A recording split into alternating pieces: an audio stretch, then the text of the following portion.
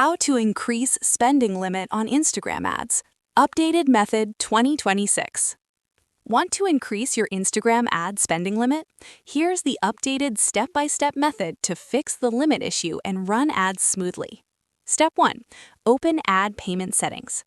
Open the Instagram app, go to your profile, tap the 3 lines top right, tap Settings and Privacy. Scroll to Business Tools and Controls, tap Ad Payments. Step 2. Check your spending limit. Inside Ad Payments, look for Account Spending Limit. If a limit is set, tap Edit. You can increase the limit, remove the spending limit completely. Step 3. Add or update payment method. Tap Payment Methods, add a valid debit or credit card, or update your existing one. Sometimes limits stay low because of payment verification issues. Step 4. Pay pending balance. If your ad stopped running, check for any pending payment. Clear the balance to unlock higher spending. Step 5. Switch to professional account if not already. Go to Settings, then Account Type and Tools.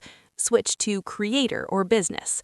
Professional accounts usually get better ad controls. Important tips. New ad accounts often have temporary low limits. Limits increase automatically after consistent successful payments.